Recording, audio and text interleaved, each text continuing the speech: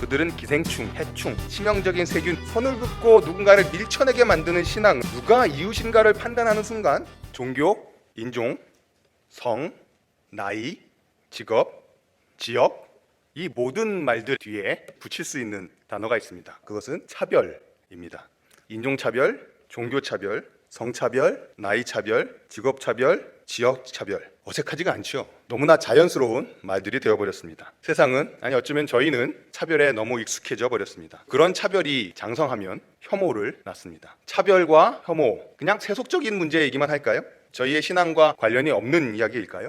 그렇지 않습니다. 저희들의 신앙은 차별과 혐오라는 조금은 껄끄러울 수 있는 이 개념과 아주 구체적인 관계가 있습니다. 신앙과 차별, 신앙과 혐오의 문제를 좀 같이 생각해 보겠습니다. 첫 번째로 살펴봐야 될 주제는 구체적 행동이 중요하다. 본문에 보시면 예수님과 율법교사의 대화가 두 번에 걸쳐서 등장합니다. 첫 번째 대화가 시작될 때 율법 전문가 한 사람이 예수님께 나와서 이렇게 묻습니다. 선생님, 내가 무엇을 하여야 영생을 얻으리이까? 제가 차별과 혐오라는 주제를 나누겠다라고 생각을 하고 다시 이 본문을 들어오면서 고민에 빠졌습니다. 과연 차별과 혐오, 이런 주제가 복음과 관련된 설교인가? 하지만 그 생각을 하면서 본문을 다시 살펴보았을 때 이 말씀이 새롭게 다가왔습니다. 오늘 본문은 영생을 얻는 문제와 관련된 매우 중요한 본문입니다. 하나님과의 관계를 잘 보여주는 탕자의 비유가 있다면 우리가 하나님의 자녀로 어떻게 살아야 되는지에 관해서 오늘 비유가 너무나 잘 이야기해주고 있다는 생각이 됐습니다. 그래서 오늘 이야기도 영생과 관련된 이야기입니다. 29절부터 예수님과의 두 번째 대화가 시작됩니다. 그리고 이 대화에서 차별과 혐오 그리고 신앙이라는 주제가 본격적으로 등장합니다. 오늘 두 번째는 잘못된 질문입니다.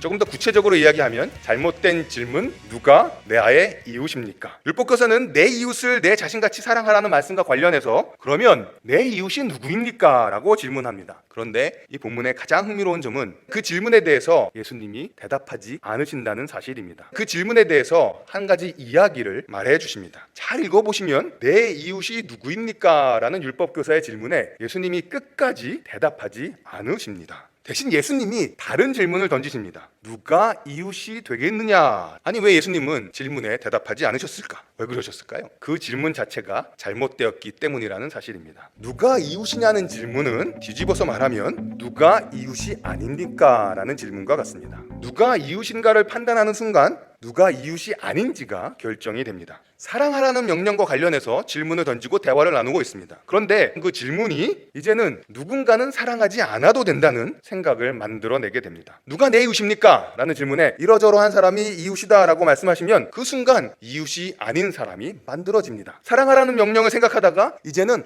이 사람은 사랑하지 않아도 되겠구나 라는 생각을 떠올리게 만듭니다. 게다가 누가 이웃이고 아니고의 판단의 기준이 신앙과 관련되어지면 저희는 신앙의 이름으로 누군가를 배제하게 되기까지 합니다. 배제라는 것은 선을 긋고 남을 밀쳐내는 것이지요. 저 사람과 나는 다른 부류야 라고 구별하고 더 이상 함께하지 않는 것입니다. 따돌리는 것입니다. 그리고 그 배제가 차별을 낳고 차별은 자라면 혐오를 만들어냅니다. 누가 이웃이라는 질문에 답하지 않는 것을 통해서 예수님은 선을 긋고 누군가를 밀쳐내게 만드는 신앙은 옳지 않다고 말씀하시는 것입니다. 이 말씀은 강도 만난 사람, 어려움에 처한 사람을 힘을 다해서 도와주자 하는 정도의 교훈에 그치지 않습니다. 이 말씀은 저희의 신앙이 누군가를 배제하고 있지는 않은지, 누군가를 따돌리고 있지는 않은지, 누군가를 밀쳐내고 있지 않은지를 돌아보게 만드는 말씀입니다. 그래서 오늘 세 번째 주제는 신앙과 배제입니다. 질문이 생기죠. 신앙이 정말로 배제를, 그리고 좀 더 심하면 신앙이 차별과 혐오를 만들어낼 수 있는가? 하나님에 대한 신앙을 지키기 위해서 누군가를 배척하는 것, 가만히 생각해보면 저희들에게도 그리 낯설지만은 않습니다. 왜냐하면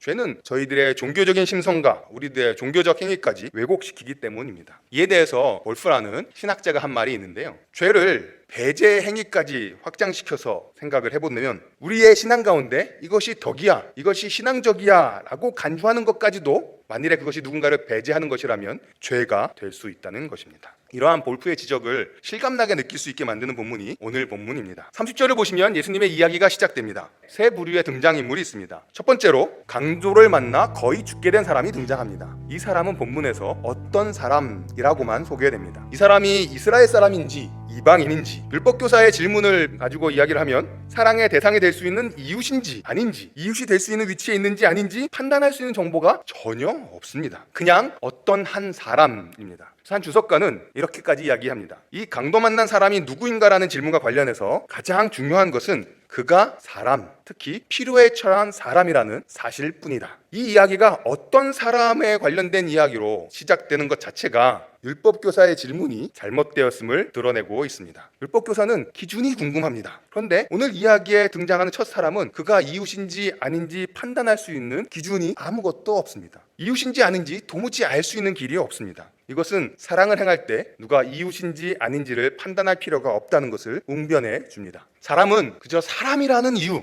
도움이 필요하다는 이유만으로 사랑과 돌봄을 받아야 합니다. 이 이야기의 마무리에서 예수님께서 너도 가서 이와 같이 하라, 누구인지 구별할 수 없더라도 그에게 사랑을 베풀어라, 이와 같이 하라고 도전하시지요. 영생을 얻는 삶은 아무도 배제하지 않고 그저 누군가가 사람이라는 이유만으로 사랑하는 삶이라고 말씀하시는 것입니다. 두 번째로 등장하는 사람들이 있습니다. 그들은 종교 지도자들입니다. 이들의 모습은 종교성이, 신앙이 깊어 보이는 것이 이웃사랑과 관계가 없다는 것을 알려줍니다. 종교성이 배제를 극복하는데 도움을 주지 않는구나 라는 사실을 보여줍니다. 아니 어쩌면 그 종교성이 배제를 잉태하고 있는지도 모르겠다라는 생각까지 하게 만듭니다. 30절이 끝날 때를 보시면 이 사람의 상태는 매우 심각합니다. 발가벗겨졌고 맞아서 생긴 상처도 심했습니다. 한마디로 거의 죽은 상태로 버려졌습니다. 산송장이 되었습니다. 이런 상황에서 31절은 마침이라는 표현으로 시작합니다. 30절의 절망적인 상태에 뭔가 새로운 가능성이 생길 것 같다는 기대를 불러일으킵니다. 누군가 죽어가고 있습니다. 그 사람 근처에 누군가 등장했습니다. 마침. 그리고 그 사람은 제사장이었습니다. 제사장이 그 사람을 봅니다. 당시 사람들이 생각할 때 누가 신앙이 가장 뛰어났을까요? 제사장이었겠죠. 그런데 그런 제사장이 이 죽어가는 사람을 피하여 지나가 버립니다. 제사장이, 우리가 가장 신앙이 깊다고 생각되어지는 사람들이 그냥 지나가 버립니다. 다행히도 또 다른 사람이 등장합니다. 이번에는 레위인이었습니다. 레위인도 종교의식에 있어서 아주 중요한 역할을 하는 사람이었습니다. 32절을 보시면 조금 다르게 그곳에 이르러 라는 표현이 등장합니다. 조금 더 가까이 간 것은 아닌가 생각해 봅니다. 한 걸음 더 다가간 것 같습니다. 하지만 그도 역시 결국 피해서 지나가 버리고 맙니다. 아니 이 제사장과 레위인은 죽어가는 사람들을 왜 그냥 벌어둔 채 지나갔을까요? 우물쭈물하다가는 자기도 강도를 만날 것 같다는 두려움 때문이었을까요? 시체를 만져서 부정하게 되면 안 되는 신앙적인 두려움 때문이었을까요? 아니면 이 사람들은 원래 동정심이 없는 그런 사람들이었을까요? 본문이 우리에게 명확하게 그 답을 알려주지는 않습니다. 그러나 분명한 사실 한 가지가 있는데 그것은 거의 죽게 된 사람에게 종교 지도자들이 또 그들이 가지고 있었던 종교성이 아무런 도움이 되지 않았다는 사실입니다. 오히려 그들의 종교성과 신앙이 배제를 더 키웠을 가능성이 높아 보이기만 합니다. 오늘 본문에 나오는 신앙과 배제, 신앙과 혐오의 관계를 보여주는 세 번째 요소는 굉장히 충격적입니다. 그것은 사마리아 사람의 등장입니다. 제사장과 레위인이 기대에 못 미치는 행동을 보여주었습니다. 성직자들을 비판하는 것 같습니다. 레위인하고 제사장, 성직자들을 이야기하나? 예수님께서 성직자들의 위선을 비판하려고 하시는 것인가? 만일에 그것이 예수님의 의도였다면 이제 등장해야 되는 사람은 평범한 유대인이면 충분합니다. 그런데 예수님이 등장시키신 사람은 사마리아 사람이었습니다. 그리고 그 사마리아 사람이 유대 종교 지도자들이 하지 않았던 자비를 베풉니다. 너무나 세밀하게, 너무나 자비롭게, 너무나 관대하게 죽어가던 어떤 사람을, 정체도 누구인지 모를 어떤 사람을 살려냅니다. 이 사람의 구체적인 행동과 더불어서 본문에서 가장 충격적인 표현 중에 하나는 그가 강도 만난 사람을 불쌍히 여겼다는 표현입니다. 그 이유는 이 불쌍히 여겼다라는 동사가 성경 복음서에 8구절에 걸쳐서 12번 등장하는데 오늘 본문만 빼고 그 동사는 다 예수님과 하나님의 마음을 표현하는데 사용되어지기 때문에 그렇습니다. 무리를 보시고 민망히 여기시니 이는 저희가 목자 없는 양과 같이 고생하며 유리함이라. 예수께서 민망히 여기사 손을 내밀어 저에게 대시며 가라사대 내가 원하노니 깨끗함을 받으라 하신대. 주께서 과부를 보시고 불쌍히 여기사 이에 일어나서 아버지께로 돌아가니라. 아직도 상거가 오는데 아버지가 저를 보고 측은히 여겨 달려가 목을 안고 입을 맞추니. 여기 나오는 민망히 여기다, 불쌍히 여기다, 측은히 여기다가 다 같은 동사입니다. 그리고 그 동사가 오늘 본문에 등장하는 사마리아 사람의 마음을 표현하는 동사와 같은 동사입니다. 그래서 이 사마리아 사람의 모습은 예수님의 모습을 많이 연상시키기도 합니다. 그래서 초대교회 교부들은 이 사마리아 사람이 예수님을 상징한다고 해석하기도 했습니다. 틀린 해석은 아닙니다만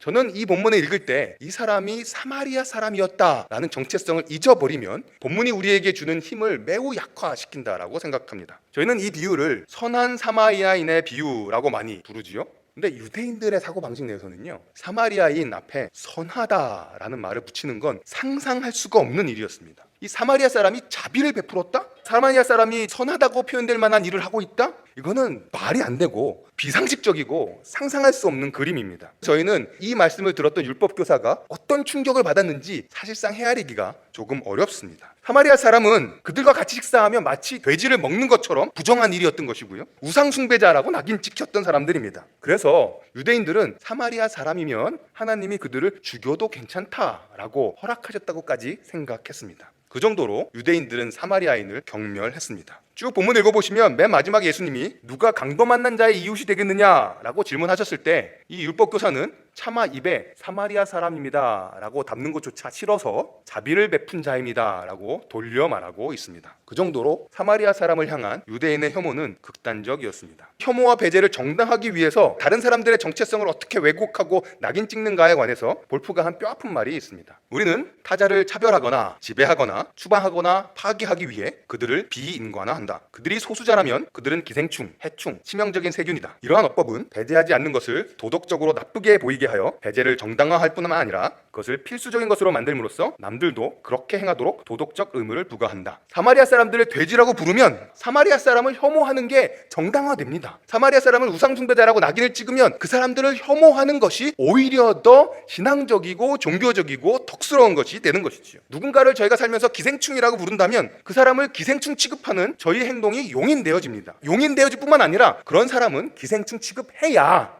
내가 도덕적인 사람처럼 느껴지게 됩니다. 그런데 그렇게 혐오의 대상이었던 사마리아 사람을 예수님께서는 이 이야기의 주인공으로 등장시키십니다. 그것도 유대인 종교 지도자들을 제치고 말입니다. 율법교사가 받은 충격을 헤아리기가 어렵다고 말씀드렸는데요, 조금 더 생생한 체험을 좀 해보도록 하겠습니다. 저희도 그렇게 낙인 찍어서 부르는 사람들이 있지 않은가요? 그 사람들을 이 이야기에 넣어서 읽어보면 그들의 충격을 저희가 간접적으로나마 경험해 볼 수 있을 것 같습니다. 이 말씀을 준비하는 가운데 접했던 글에서는요, 이 사마리아인을 선한 무슬림이라고 번안한 글이 있었습니다. 그 이야기는 이렇게 진행됩니다. 한 사람이 워싱턴 DC에서 필라델피아로 내려가는데 자동차 납치를 당했고 옷을 뺏기고 갈비뼈가 부러지고 해골이 깨졌다. 의식 없이 길가에 버려졌다. 근데 그 옆에 큰 수련회가 열리고 있어서 낙태를 반대하는 사람들이 지나가고 있었는데 그들이 이 사람을 보았을 때 그냥 지나가 버리고 말았다. 인디아에서 각 돌아온 선교사님들이 계셨는데 그분들이 똑같은 장소를 지나갔는데 역시 그들도 이 사람을 놔두고 지나쳐버렸다. 그런데 한 명의 무슬림이 일하러 가다가 이 사람이 길에 버려진 것을 보고 그의 고통에 마음이 아파 응급조치를 취하고 앰뷸런스에 태우고 병원에 입원하는 것을 지켜보고 중환자실에서 하룻밤을 같이 지새우고 그 다음날 업무까지 들려 집에 가면서 돈이 더 필요하면 제 신한카드로 지불해 주십시오